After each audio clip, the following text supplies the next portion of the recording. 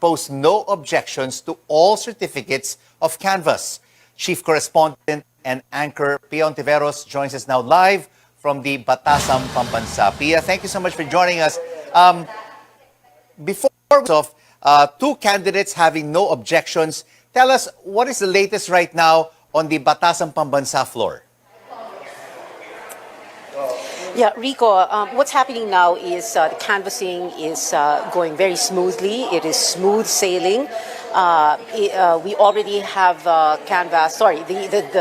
Joint Canvassing Committee of the National Board of Canvassers has already canvassed 46 out of 173 COCs. Ang COCs, Certificate of Canvass, ito yung mga resulta mula sa mga probinsya, mga cities or lungsod, overseas absentee voting and local absentee voting. So 46 out of 173, 26.59%. This is a record, okay? This never happened before.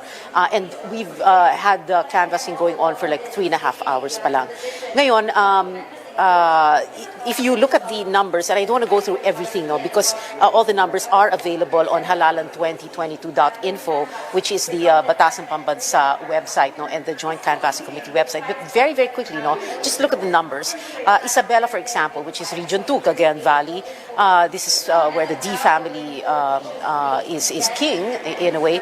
You have BBM with 763,000 plus votes. Leni, only 82,000 votes. Region 3, Central Luzon, Tarlac, Nueva Vizcaya, and Zambales delivering for BBM. The overseas absentee voting, Singapore, 36,000 plus votes for BBM. Leni, 12,283. Leni, of course, leading in at least one Region 5 or Bicol province, which is Catanduanes. Leni has 123,805 votes and BBM 31,454. Let's go all the way down to Mindanao. And I'm just giving you glimpses, no, of all these numbers. Dinagat Islands, 46,898 for BBM and 10,690 for Leni. What's significant here is that the governor is Kaka Bagao, who was allied with the LP, a former Akbayan member also. So you have these numbers in spite of the fact that the governor is Akbayan. Now, we can't go, like I said, we can't go through all the numbers, but those numbers are available on halalan2022.info. And that's something, it's interesting, Rico, I was saying earlier, that when you look at the numbers, no, the provinces, the cities, dun mo talaga makikita what it's like on the ground.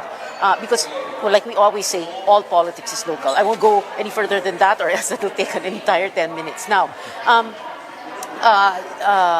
I've covered elections since 1992. No? So pag national elections, 92, 98, 2004, 2010, 2016. No? And of course, yung elections previous to 2010, manual yon. No? So elections 2010 onwards, automated. Ibang-iba talaga. Ibang-iba kapag automated. Wala masyadong objections. Kung meron man, konti lang. Wala masyadong sigawan, halimbawa, ngayong automated.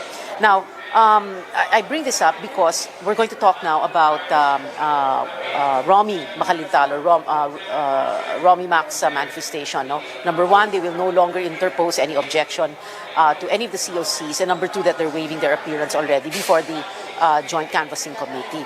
Napakalaking impact nito because then it paved the way for what's happening now. So things are picking up. Things picked up actually right after that. And of course, sinagot siya ni Vic Rodriguez. They appreciated yung sinasabi ni Romy Mac. Ngayon, sinasabi ko rin ito because this floored me because like I said earlier, no, I covered all these elections and all the canvassing since since 1998. So nakita ko yung difference. This floored me because this had never happened before, like I said, no. And malayong-malayo ito dun sa manual elections. Also, I also wanted to say na we were going to speak also to Mig Zubiri, but he's going to be joining us a little later on na lang in the show. Now, Mig Zubiri, of course, is chairing the 7-man Senate contingent for this joint canvassing committee. So, that's it, Rico, no?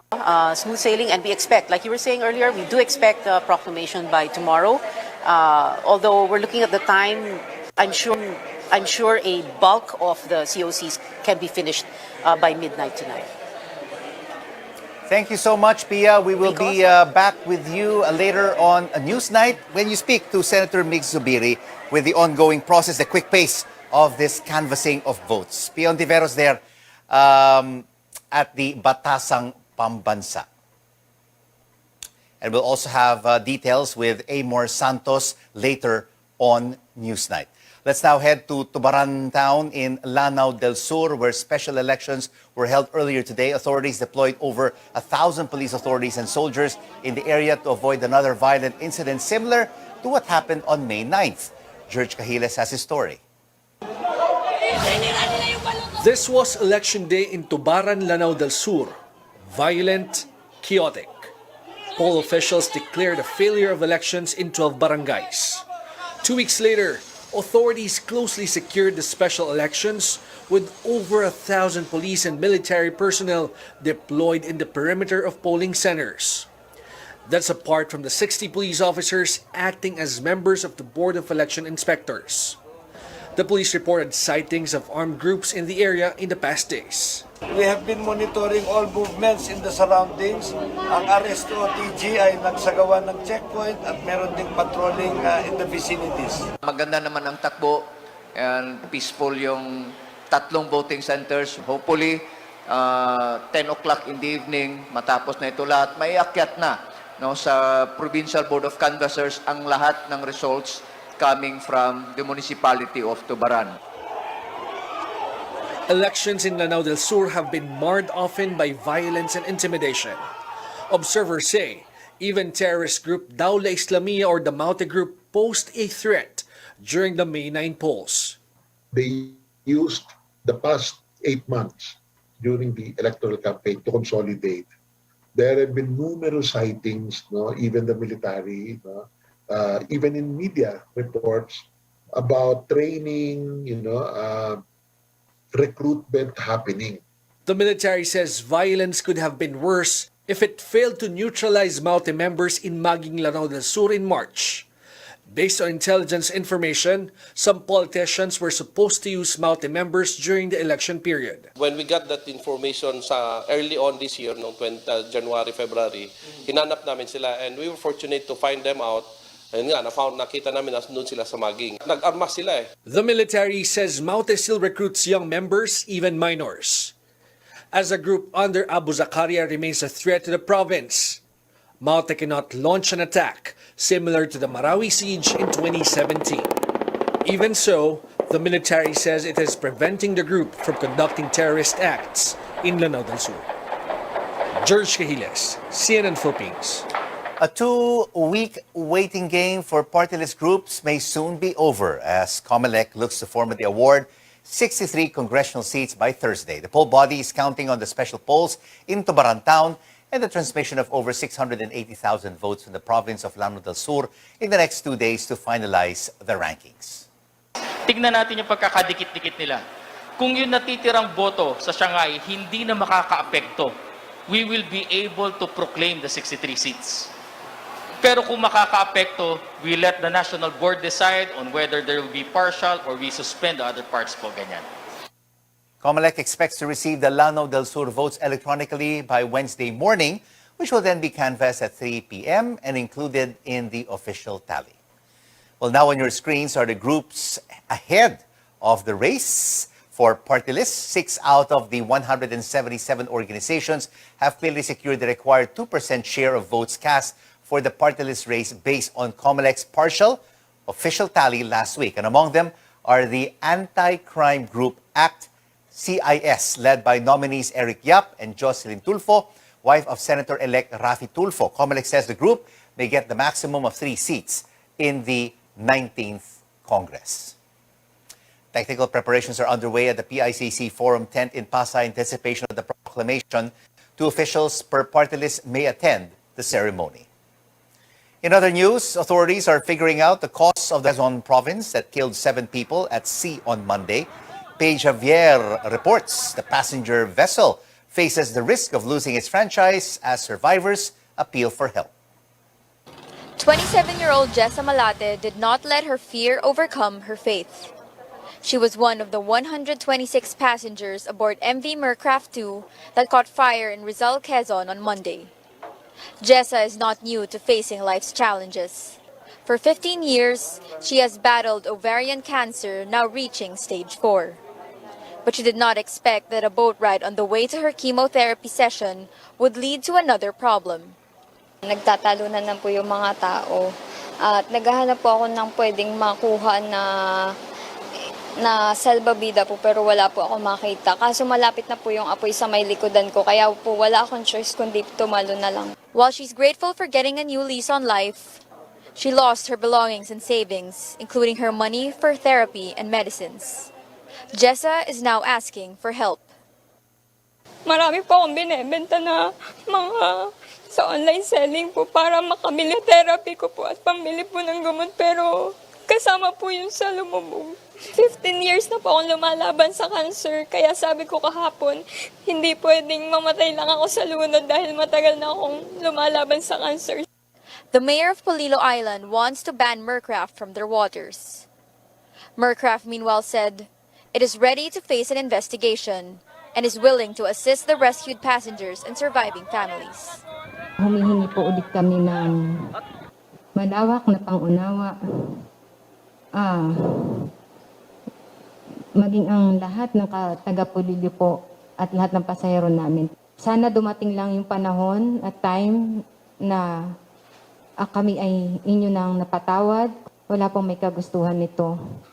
The local Coast Guard has spoken to the boat captain, some crew members and passengers to find out the cause of the fire. Tingnan natin kung talaga kung saan nagmula at ano pa ang dapat nating magiging recommendation o na hindi na natin dapat mangyari muli ang trahedya. Marina is expected to begin its parallel probe tomorrow. If it finds proof of violations, Mercraft may be stripped of its franchise. Authorities hope to finish the investigation within 1 week. In Real, Quezon, Paige Javier, CNN Philippines. And when we come back on Newsnight, correspondent Amor Santos takes us back to the Batasan Pambansa in Quezon City, where lawmakers are canvassing the Filipino votes for President and Vice President. And in our health coverage, we'll tell you everything you need to know about a rare disease that has been spreading through many countries. Keep it right here on CNN Philippines. News you can trust.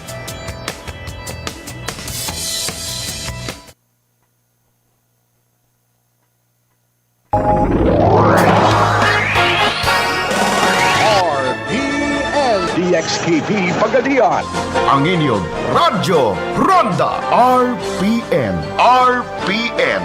Radio Philippines Network. Radio Philippines Network. Live to the world, pinaagi sa FB page, karon mag-download na. Pinaagi sa Google Play o Apple Store, YouTube o Twitter.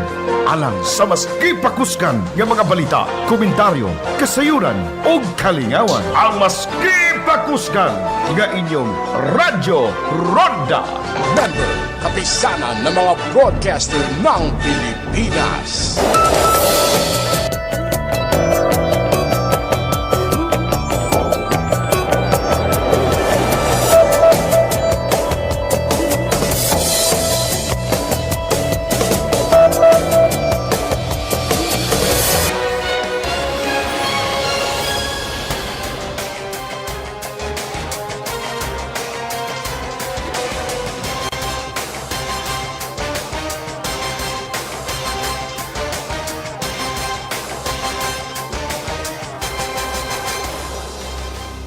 Welcome back to Newsnight on CNN Philippines. I'm Rico Hizon. We're still keeping a close watch on the canvassing of votes at the House of Representatives. The camp of presumptive President Bongbong Marcos welcomes the move of Vice President Leni Robredo's team to raise no objections to all certificates of canvass.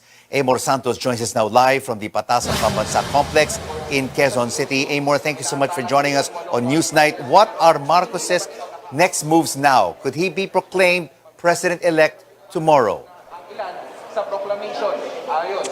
Well, Rico, by this time tomorrow, Bongbong Marcos may have been proclaimed President-elect, and his spokesperson, Attorney Vic Rodriguez, assures Marcos will be here at the House of Representatives to attend his proclamation. Rodriguez calls it a quote-unquote good surprise.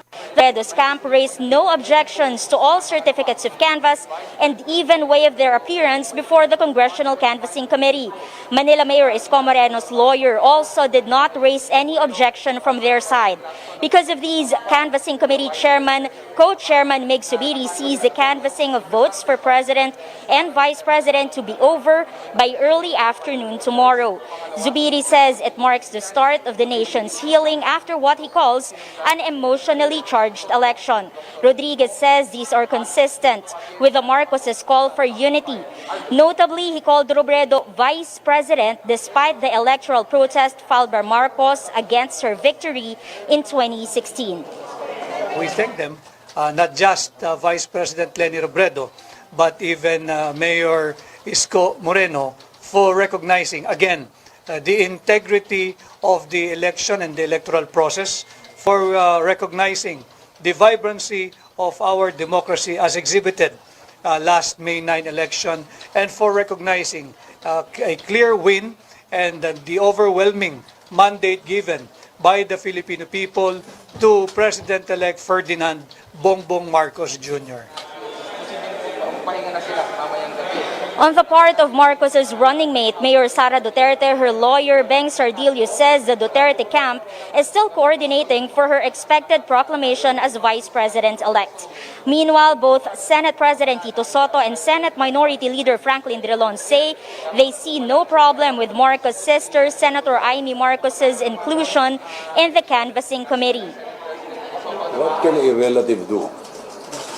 Hindi naman humahawak ng ano yun.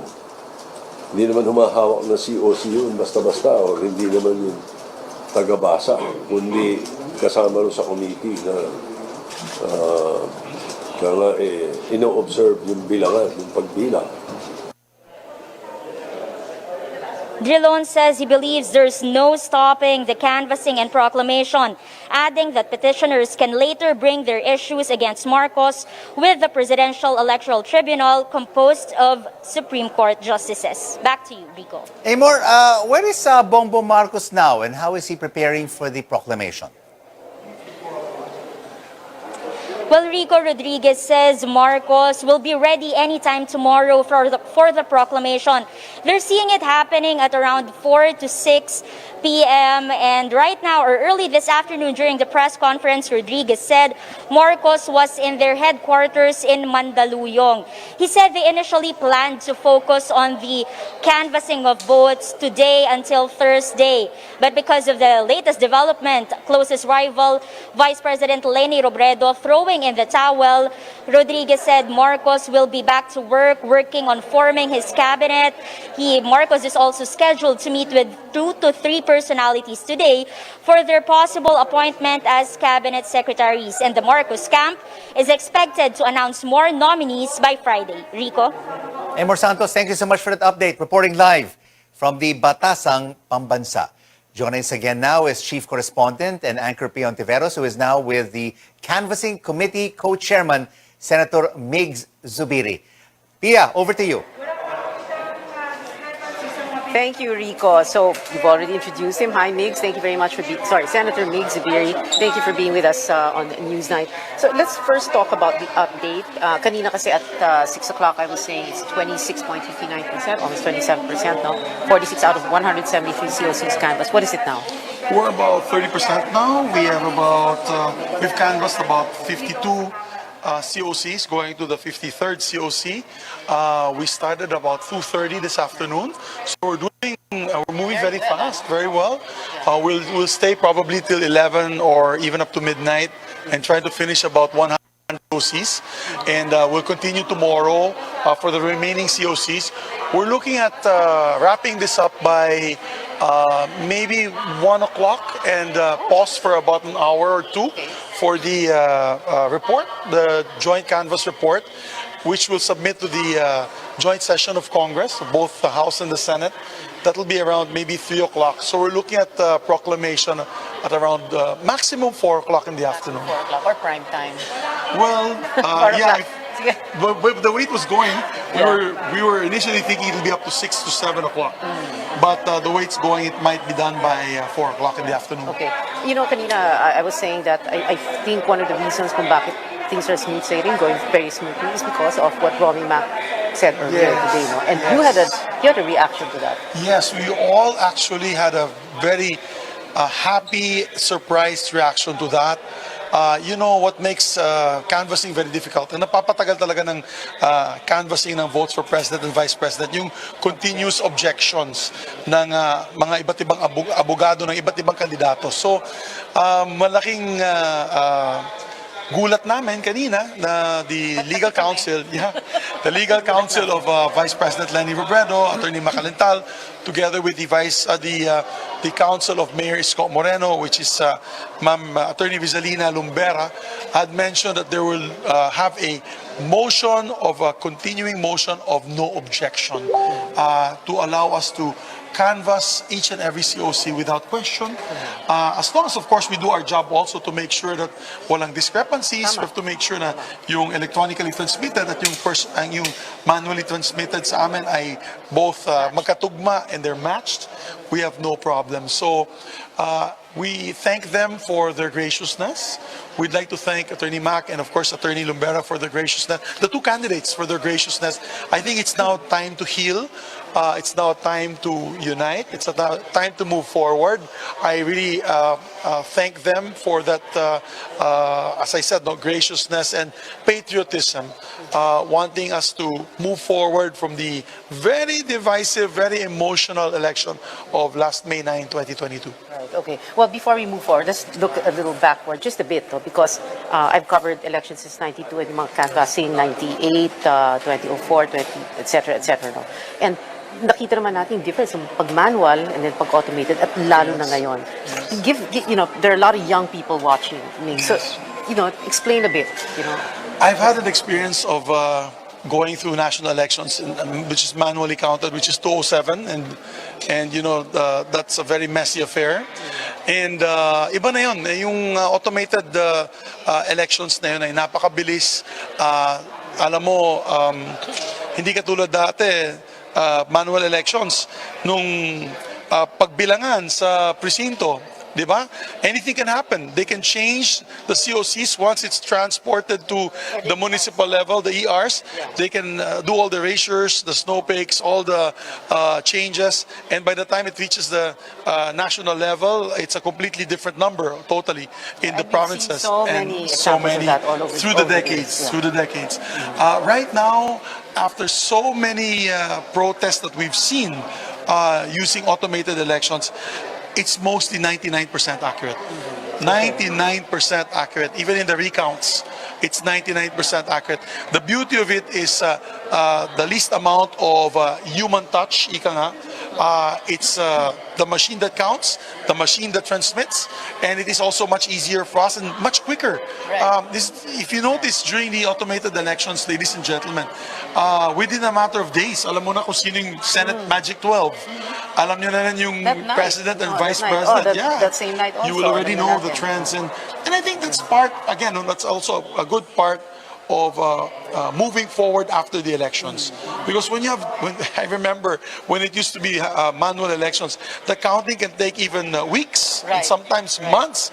And you have both opposing camps or how many camps that are out there trying to vie for the presidency and vice presidency, fighting each other in the streets. Very divisive, very emotional, very mentally draining. So I think it's a very good step forward. Automated elections, it's a very good step forward, and I'm glad that the youth today have participated. I've noticed we've one of the highest electoral turnout, 83%. A large, I think, double the amount of young voters from the last elections of 2019. That's a first step, a good step forward.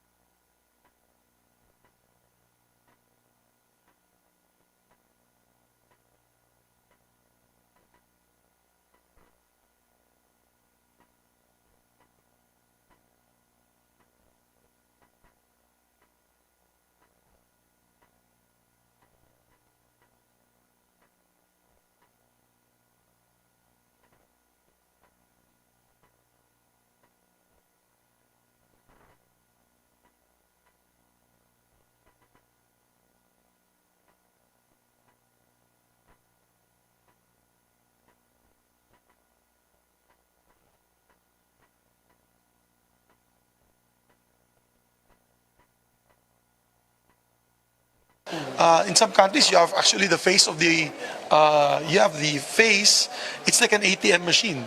You have the face of the candidate, and then pipindutin mo lang, and then you get the receipt. Yeah, you get the receipt. Basically, in the end, makikita mo din kung mali o tama yung... So wala nang shading?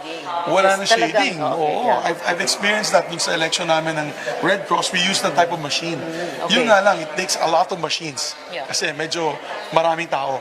But there's a lot of technology out there. We should be open to using newer technology. That's good to hear. Okay, I'm going to ask you for your final words. At the same time, address this issue na, well, kanina, para bang, nag-relax lahat nung nagsalita nga si Romy Mac, no? And you yourself and the other members of the Joint Canvassing Committee look relaxed, you're not tensed up, no? So, Yes, actually, we all applauded the action of the two legal counsels of the two contenders for second and fourth place, if I'm not mistaken. But what is important, I think, is being able to accept the results of the elections, whichever side you're on. That's the democracy. We live in a democracy. We're not in a autocratic rule in other countries, and I won't mention which countries, but lest that the ambassador will call me tomorrow, but or tonight. We're one of the largest democracies in Southeast Asia. We're very proud of it. We directly elect the president and vice president. It's not through a parliamentary system or a party system. And I think we should be proud of our democracy, and we should be proud on how quick we were able to count the votes through the quick election counts that we've had with the different news agencies and together with the PPCRV. And I think we should stick to that.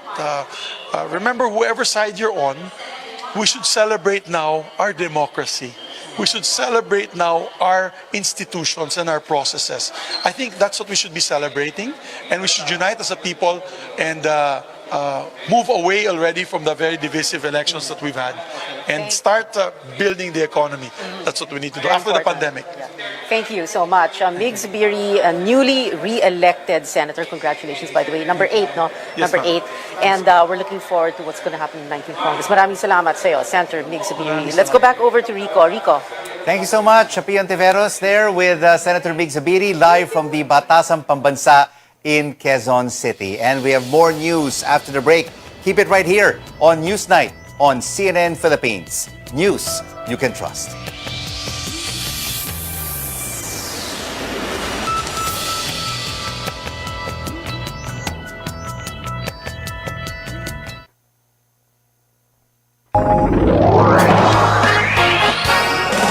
RPN DXKP Pagadian.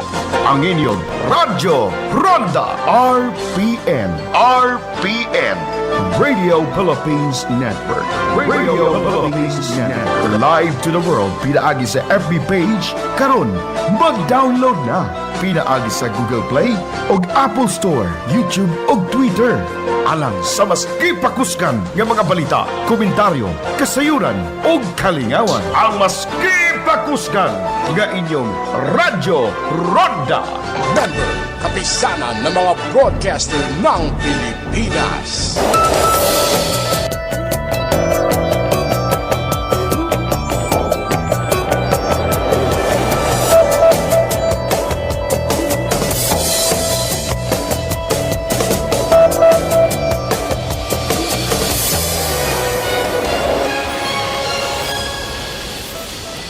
You're watching Newsnight right here on CNN Philippines. The country has not reported a single monkeypox infection, but officials are already doing border surveillance and preparing the healthcare system. Caroline Bonquin, who is covering the health beat for us, breaks down everything we have to know about monkeypox. A gentle reminder to our viewers, some photos might be disturbing. For years, the monkeypox viral disease is common in Western and Central Africa. It's caused by monkeypox virus, which initially came from animals like certain monkey, rat, and squirrel species, then transmitted to humans. Infectious disease specialists say climate change and travel may be reasons it's now re-emerging even in countries where it's not usually detected. Upon infection, you might have no symptoms for 5 to 21 days. Then you get fever, followed by either chills, headache, sore throat, malaise, fatigue, muscle and body aches, and swelling of lymph nodes in neck. On the second week, as the World Health Organization chart shows, red rashes will appear. Then it will be filled with clear fluid, then pus. This is also the stage where the person is highly infectious. Rashes will stay for 2 to 4 weeks until it gradually dries up. That means that there is already recovery of the patient, but still, the patient is still highly infectious as long as rashes is there. Monkeypox spread through respiratory droplets when talking and coughing without face mask, when one touches lesions, when handling contaminated linens, and through exposure to infected patients' body fluids. Compared with measles and chickenpox, monkeypox rashes develop slower and there are more on face, hands, and feet. Lesions mismo, hindi siya dapat kamutin. Do not scratch or touch the lesions. Keep it clean and dry. What we want to avoid, magkaroon ng secondary bacterial infection, yung skin lesions. There's no antiviral treatment for monkeypox. Symptoms will be managed as it appear, but vaccines against smallpox could work against it. Kasi yung virus that causes smallpox, monkeypox, magkakamag-anak yung mga yan, no? So, may cross protection. It's just that wala pa tayo ngayong supply, no, ng vaccines, smallpox. She says it doesn't spread as fast as the virus that causes COVID-19 infection, but complications like pneumonia could be fatal. Caroline Bongkin, CNN Philippines. The health department is coordinating with other countries for smallpox vaccines. Isolation facilities are also in the works.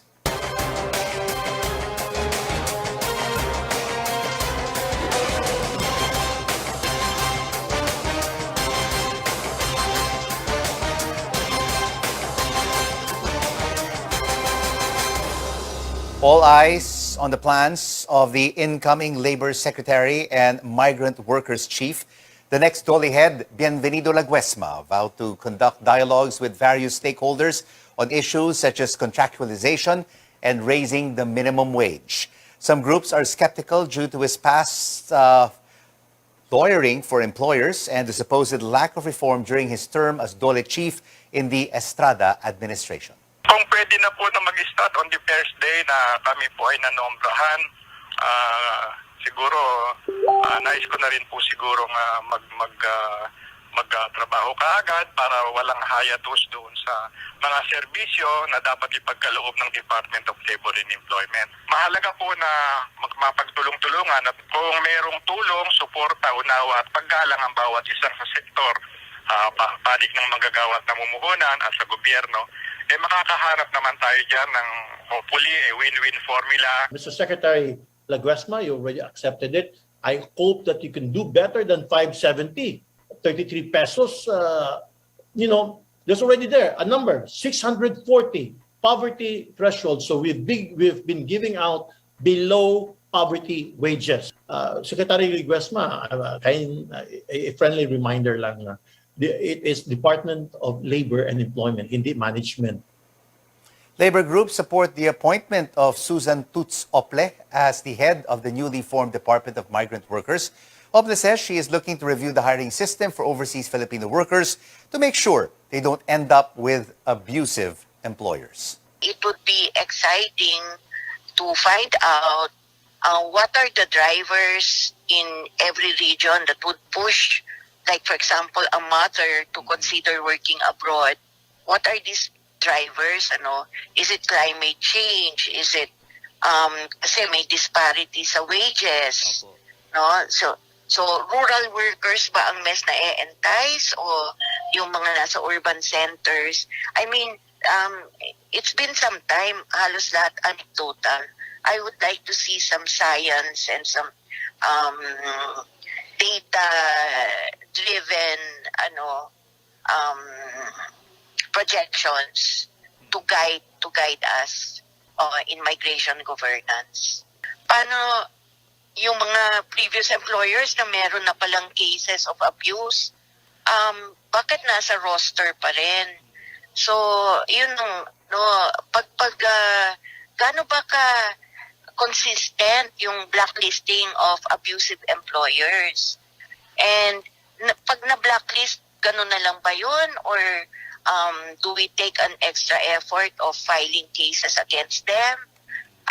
Hindi natin alam. President Rodrigo Duterte asks the next administration to explore nuclear energy as an alternative power source amid rising fuel prices. In a cabinet briefing, Mr. Duterte brought up the construction of the Bataan nuclear power plant during the term of the late dictator Ferdinand Marcos Sr. The activation of the $2.2 billion power facility did not push through because of concerns of a nuclear disaster similar to what happened to the Chernobyl power plant in Ukraine. Total, ang nag-umpisa naman ito si Marcos noon. You know, oil is not infinite. May katapusan yan. Someday it will dry up. It would be good for any government to prepare the possibility of making the transition earlier from oil, yung fossil fuel, to nuclear. Kasi nuclear is forever. Kaya lang, medyo delikado to.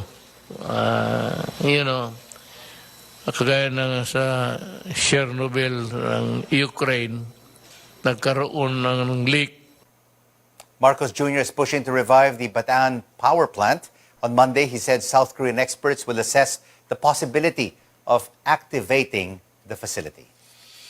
And straight ahead on Newsnight, calling all 90s kids, one of your favorite boy bands is coming back to Manila next year.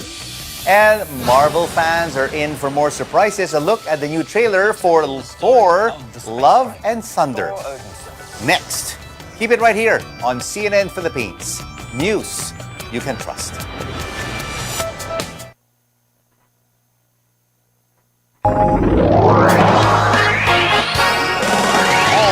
RPN DXKP Pagadian. Ang inyong Radyo Ronda RPN. RPN Radio Philippines Network. Radio Philippines Network. Live to the world pinaagi sa FB page karon mag-download na. Pinaagi sa Google Play og Apple Store, YouTube og Twitter. Alang sa mas kipakuskan nga mga balita, komentaryo, kasayuran og kalingawan. Ang mas kipakuskan nga inyong Radyo Ronda. Member, kapisanan ng mga broadcaster ng Pilipinas.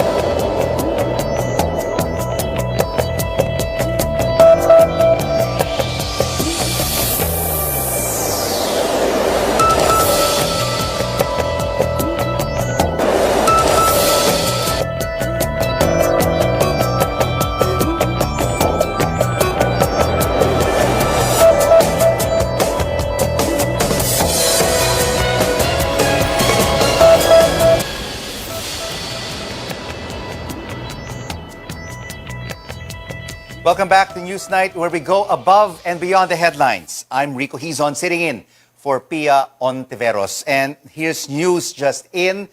Liloan Mayor Cristina Frasco is also the spokesperson of presumptive Vice President Sara Duterte, says the Davao City Mayor has received information about the possible date of the proclamation. And we heard earlier from my colleague, Pia Ontiveros, who's currently at the Batasan Pambansa after she spoke with Senator Mig Zubiri, that the canvassing of the votes could be finished by early afternoon. They will be taking a 1 to 2 hour break. And at the earliest, we could see the proclamation of Bongbong Marcos and Sara Duterte as early as 4 in the afternoon. So that was basically the speculation of Senator Migs Zubiri. But according to the spokesperson of Sara Duterte, Cristina Frasco, she will endeavor to attend the proclamation and exert her best efforts to make it on time in Manila, because she currently has meetings in Antique and Iloilo. And that's the latest from Sara Duterte's camp. And now moving on to sports news. What were the highlights of the 31st Southeast Asian Games in Hanoi, Vietnam? Well, Pauline Versosa takes a look at the athletes who made the Philippines proud. After 12 days of action in the 31st Southeast Asian Games in Hanoi, Vietnam, Team Philippines is going home with a total of 52 gold medals, on top of 70 silver and 104 bronze medals to finish 4th overall in the 11-nation meet, behind top 3 Vietnam, Thailand, and Indonesia. Gymnastics sensation Carlos Yulo emerged as the country's most bemedaled athlete, wrapping his stint with 5 gold and 2 silver medals. Masaya, pero syempre po, hindi pa rin po satisfy sa mga, especially sa performance ko po. May mas igaling pa po, or may mas i-improve pa po ako. The country struck gold in more than 20 sports, including athletics and dance sport, which produced 5 gold each. Filipinos also dominated in esports, taekwondo, billiards, and women's basketball. In weightlifting, Olympic champion Heidelin Diaz lifted her way to another gold in the 55-kilogram category, while weightlifting prodigy Vanessa Sarno nailed her first gold medal while setting a new record in the 71-kilogram division. In boxing, the Philippines finished with 3 gold medals, 1 silver, and 5 bronze, led by Olympic medalists Yumir Marshall, Ian Clark Bautista, and Rogen Ladon. In bowling, 22-year-old Merwin Tan ruled the men's singles to put an end to the country's 11-year drought in the event. History was also made by swimmer Chloe Isleta after conquering the women's 200-meter backstroke, a first for the Philippines since 1993. Among those successful in their title defense were pole vault sensation EJ Obiena, wushu artist Agatha Wong, and 3-time triathlon queen Kim Mangrobang. I was very surprised when I bagged the gold and the silver, and I'm really grateful once again. Hindi ko sobrang ina-expect na mag-gold rin ako sa duathlon. Kasi my plan is to do kung ano lang yung gagawin ko sa triathlon.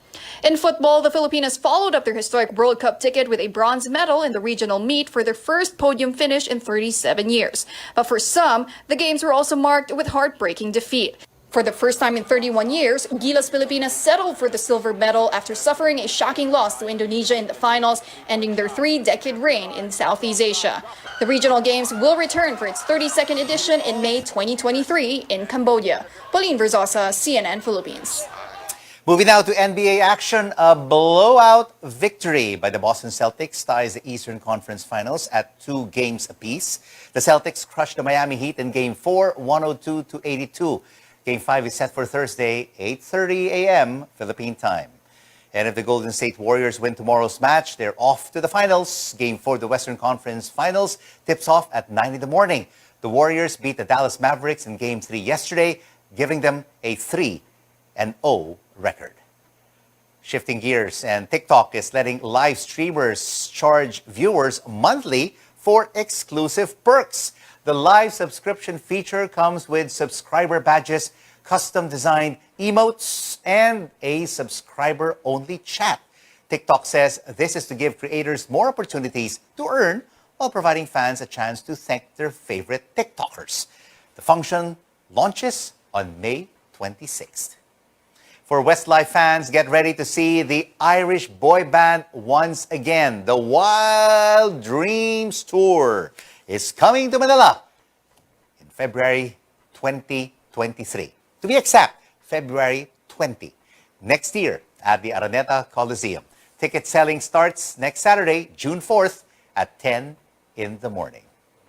Marvel fans are in luck as well. A new poster and trailer for Thor, Love and Thunder, starring Chris Hemsworth and Natalie Portman, dropped today. The release gives us a first-hand look at Christian Bale as the villain, Gore, the God Butcher. He's just my first bad guy. You never forget your first.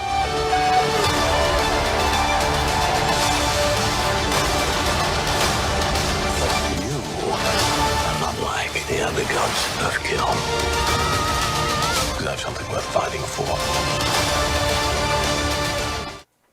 Looking forward to Thor, Love and Thunder arriving in local cinemas this July.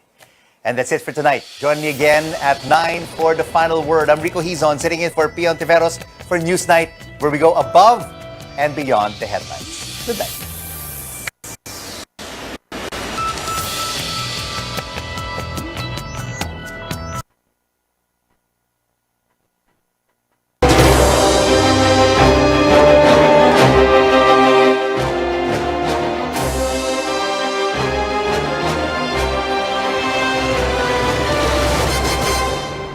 Halos 200 grupo ang pagpipilian ng mga botante para sa ibobotong party list. Sikapin natin kilalanin ang ilan sa kanila.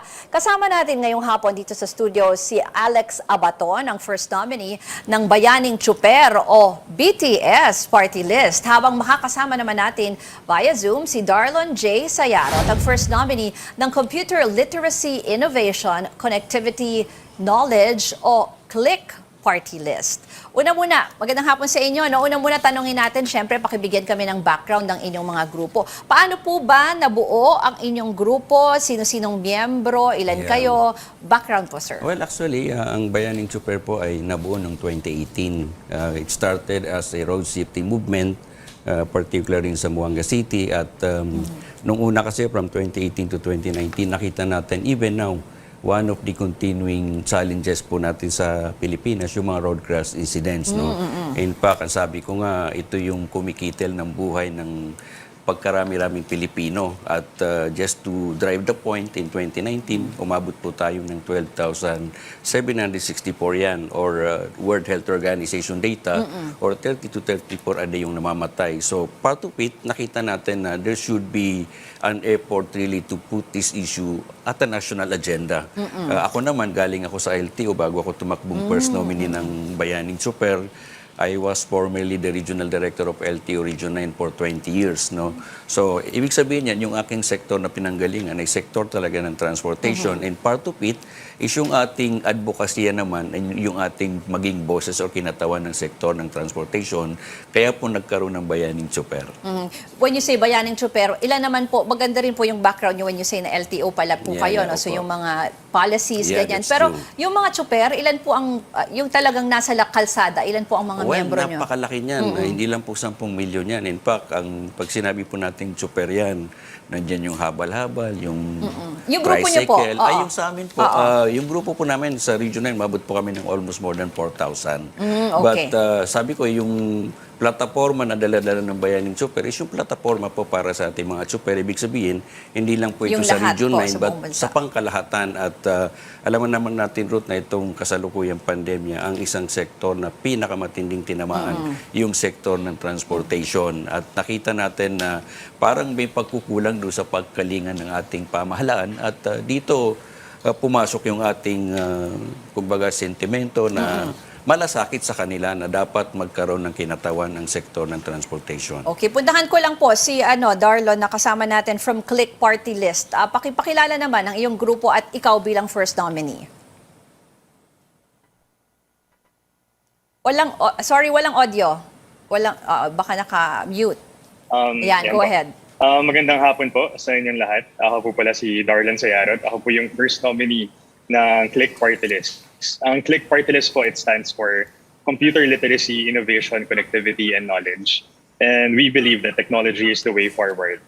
Ang plataforma po ng Click is about technology, and we want to automate local government and national government And also, we want to innovate the industries using technology.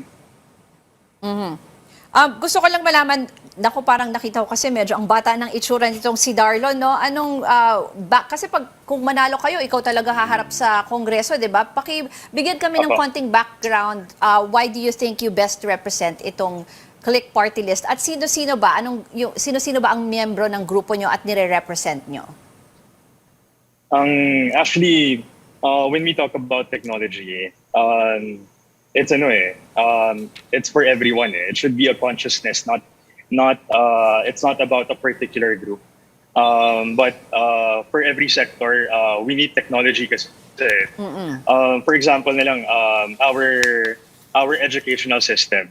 So yung educational system natin, it's very hard hit this pandemic. So ang dami natin mga public school student na nag-rely sa module-based na pag-aaral. Samantalang dapat ang lahat ng mga estudyante natin meron equipped sila ng ating government ng laptop, ng internet at syempre ng online learning module. So I think lalo na yung mga online sellers natin, mga online streamers natin, sila yung mga industry na kinakailangan talaga ng better technology in our country. So alam naman natin na may problema yung connectivity natin pagdating sa internet, but we are getting there. We want to push for digital infrastructure in our country so that yung connectivity natin sa internet hindi pumantay sa mga karatig nating bansa. Sige, balikan ko naman dito si Attorney Abaton. Marami na rin po kasi mga groups, no, na transport groups na hindi lang not necessarily present sa Congress, pero marami akong mga ini-interview, 'di ba, pag may mga issue po tayo. So ano po ang bentahe ng inyong grupo ng Bayaning Tsuper? Ang pinakabentahe po ng aming grupo is that una, yung aking pinanggalingan sa sektor ng transportation, yung aking experience as lawyer and for 20 years as regional director. Yung pong ating second nominee rito is a lawyer himself also, si Attorney P.J. Veracruz, and also we have the third nominee, si Dr. Estela D. Guzman. Ang pinakabintay po namin dito is that kami yung sektor na nung nakita namin yung sektor na nangangailangan ng pagkalinga, ako mismo personally, naikot ko na po ang buong Pilipinas at nagkaroon ako ng dialogo sa mga tsuper, no? Luzon, Visayas, Mindanao, at doon natin narinig kung ano yung mga pangangailangan sa sektor ng mga toda, sa mga tricycle po natin route. Maniwala ka, yung kanilang mga terminal, walang disente o kalidad na mga terminal itong mga toda natin. And that's one of our platform. Yung pagbibigay din po natin ng mga pre-legal assistance, yung pong pagbibigay din po natin ng mga medical road crash incident insurance, bahagi po yan ng ating plataforma. At isang plataforma rin po ng Bayaning Tsuper doon sa issue ng kaligtasan sa daan is yung integration of road safety education sa ating DepEd curriculum mula elementary hanggang high school. Dahil nakita po natin, ako mismo, Ruth, no, in my 20 years as regional director, ang magpapadisiplina po sa daan, sa mga driver, sa road user, sa pedestrian, hindi po law enforcement, it's really the education. Ito po yung ginawa ng Malaysia, ng Thailand, and ng Vietnam. So, kaya kami, nakatuto kami dito sa mga programa na to na maisulong natin dahil nakita natin, even now, wala tayong komprehensibong programa pagdating sa kaligtasan sa daan. Meron tayong mga protracted yung effort, but what we want is a comprehensive one. And that's one of the paramount legislation that hopefully we will institutionalize yung road safety sa ating DepEd curriculum. Siguro dahil nabanggit nyo na rin yung mga issues na yan, ano po kaya ang stand nyo doon sa yung bagong, hindi naman siya bago, pero in-implement yung mga test, di ba, before, yung pag magre-renew ka ng license. Medyo marami po kasing doon parang protest Totoo yan, Ruth, no? Before nung 2020 ng August po, wala tayong requirement sa pagkuha ng student permit. All you have to do is yung ating medical certificate and birth certificate. Nung nag-umpisa po ng 2020 ng August sa pamumuno po ni Ase Galvante, in fact, sabi ko nga po, this is one of the kumbaga milestone ng LTO na nagkaroon tayo ng ganitong requirement na bago ka mabigyan ng student permit, meron tayong tinatawag na 15-hour theoretical driving course. No? Ibig sabihin po niyan, seminar po yan, 3 module yan, para masiguro natin na yung mga binibigyan natin ng licenses eventually will have a threshold of knowledge on road safety education. And I think that's even consistent with Republic Act 10930 as amended po yung ating Republic Act 4130. So if ever po, ano pong plano nyo dito kasi may iba na gustong tanggalin na muna, but it's in the law, sinasabi niya po ng Sa akin rin talaga, supportado po natin yan dahil at least for one time in our country, nagkaroon tayo ng ganitong programa na siguruhin natin na lahat ng kumukuha ng lisensya may alam po talaga. Sige, puntahan natin si Darlon. Ano naman yung pinag-usapan kasi namin ni Attorney Abaton, yung kanilang advocacy and priority legislation. Kayo naman, dyan sa Click Party List, binanggit mo na, di ba, yung digital infrastructure, ano pa ang inyong priority legislation? Walang audio, sorry. One of the priority legislation po ng CLIC is to give all the public school students free internet. We want to also give all the public school students an equipment like a laptop or tablet for them to be able to access yung online learning platform na dapat na ipoprovide din ng ating Department of Education. So. And another platform that we want to push is to automate local government and national government. Na alam naman natin na, kumbaga, if we are able to automate our system and our government system, then our government will be more efficient in serving our people. Huli na lang, dyan na kay Darlon, ano ang message mo sa voters na, 170 plus party list, more than 60 seats up for grabs? Ano ang message na simulan natin kay Darlon and then kay Attorney Abaton? Okay. Ang mensahe ko lang po sa ating mga botante, hopefully this coming May 9, 2022 election, pag-isipan po talaga natin na mabuti kung sino yung dapat natin iboto. Pagdating naman sa Click Party List, simple lang po ang tagline po namin, buhay gawing high-tech. So we believe that technology is the way forward, and sana po samahan niyo po kami sa pag-innovate ng sistema dito sa ating bansa. Para sa ganun naman, hindi naman natin kailangan mag-invento ng bagong teknolohiya. Kailangan lang natin i-implement yung mga best practices sa mga ibang bansa na mas develop na kaysa sa bansa po natin. Yun lamang po. Maraming salamat. Attorney Abaton, kayo po. Well, Ruth, yung pong ating party list system sa Pilipinas, halos 3 dekada na po yan. At sa loob ng 3 dekada, hindi na po natin naramdaman kung ano ba yung naging silbi or anong naging kainatan. No? And that's precisely why ang Bayaning Super po, lagi kong sinasabi po ito, na kami lang yung party list na masasabi ko na meron kaming advokasya, malinaw yung advokasya namin at may plataforma para iangat yung buhay ng ating mga super. Maraming pong salamat sa inyong panahon. Si Bayaning Super First Nominee Alex Abaton at Click Party List First Nominee Darlon J. Sayaron.